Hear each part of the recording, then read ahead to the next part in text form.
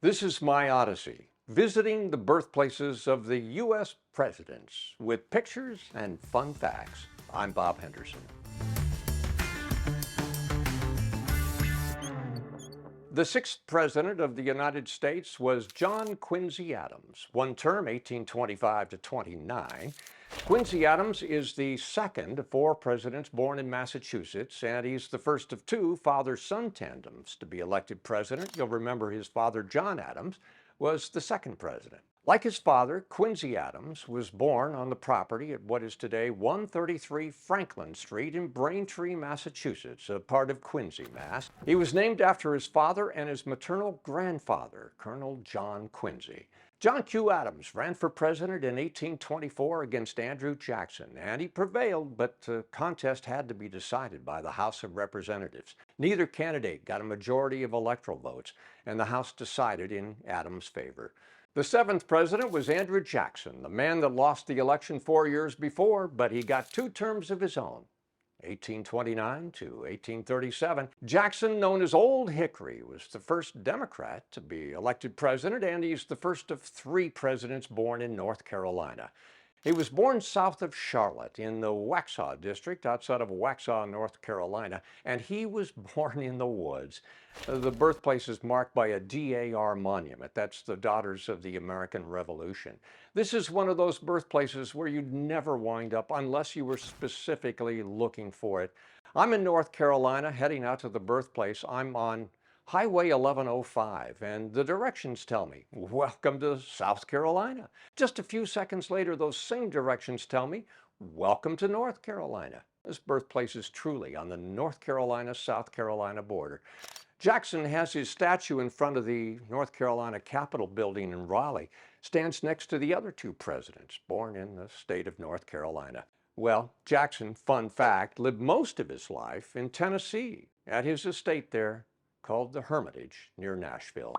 The eighth president was Martin Van Buren, one term 1837 to 41. He'd been Jackson's vice president, and he's the first of five presidents born in New York State. Martin Van Buren was born in the village of Kinderhook in the Hudson River Valley. And as I think about it, this venue was one of my favorites on my Odyssey. The home where Van Buren was born at 46 Hudson Street no longer stands. This is the neighborhood today.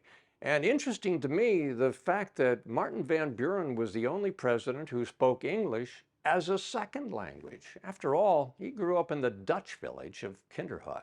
He lived most of his life in Kinderhook at his estate called Lindenwald. It's about a mile from where he was born.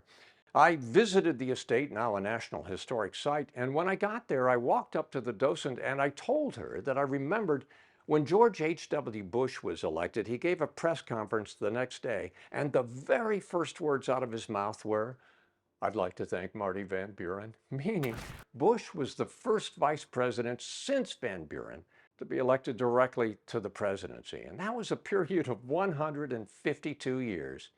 The docent laughed and said she remembered that too. Fun fact, to get to Kinderhook, I took the Rip Van Winkle Bridge, connecting Hudson, New York with Catskill, New York. Those are two towns that are mentioned in Washington Irving's short story, Rip Van Winkle, hence the name of the bridge. Oh, and by the way, Washington Irving did live briefly in Kinderhook. The ninth president was William Henry Harrison. He was the first member of the Whig Party to be elected president, and he's the fifth of eight presidents born in Virginia. He was born at the Berkeley Plantation outside of Charles City County, Virginia, on the James River. Oh, incidentally, Thomas Jefferson's wife was born near here as well.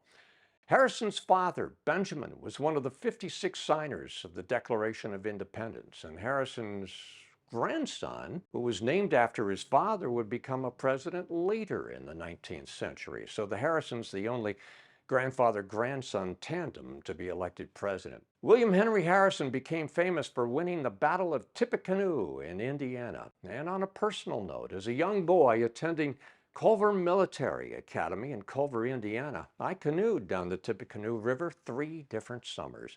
Harrison ran in 1840, selected a running mate by the name of John Tyler, and they ran on the campaign slogan of Tippecanoe and Tyler too. Harrison was the oldest man at the time to be elected president, 68 years of age, and he still holds the distinction for serving the shortest tenure, just 31 days. He caught pneumonia at his inauguration and never recovered.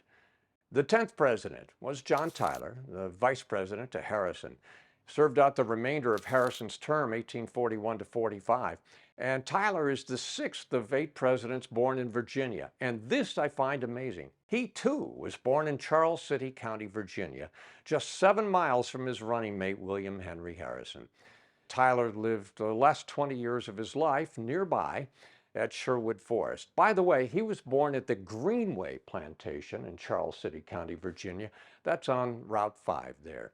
Here's a fun fact. John Tyler had 15 children. That's the most of any U.S. president.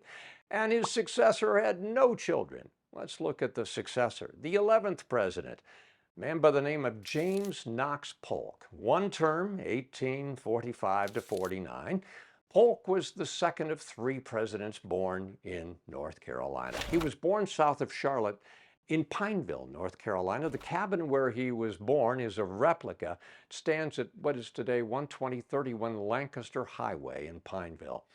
Now, Polk was a Democrat, and he was a protege of fellow North Carolinian Andrew Jackson, although both of them would spend most of their lives and be active politically in the state of Tennessee. Polk was the president during the Mexican-American War, which occurred between 1846 and 48, and his immediate successor would be a war hero in that war. That immediate successor was the 12th president, Zachary Taylor, Old Rough and Ready, as he was known, president from 1849 to 50. And Taylor was the 7th of 8 presidents born in Virginia. He was born on a plantation, Montebello, outside of Gordonsville, Virginia, in Orange County, Virginia. The birthplace is at 7350 Spotswood Trail at Montebello Drive. Taylor was the last member of the Whig Party elected president. He served just 18 months before dying of cholera. The 13th president was Millard Fillmore. He had been Taylor's vice president, served out the remainder of the term, 1850 to 53. Fillmore became the second of 5 presidents born in New York State. He was born in Locke, New York, named after the English philosopher John Locke. He was born in the Finger Lakes region of New York State in Cayuga County, and his replica birthplace is very close to Locke in nearby Moravia, New York, where incidentally John D. Rockefeller spent some of his youth. Oh, here's a fun fact. Millard Fillmore was the last member of the Whig Party in the White House, but he was passed over in the election of 1852 by the Whigs. They were in a state of collapse. This would not deter Fillmore, because 4 years later he'd run for president again, this time as a member of the Know-Nothing Party. Perfect name for a political party, don't you think? My visits to the birthplaces of the U.S. presidents continues with the birthplace of the 14th president in the next episode.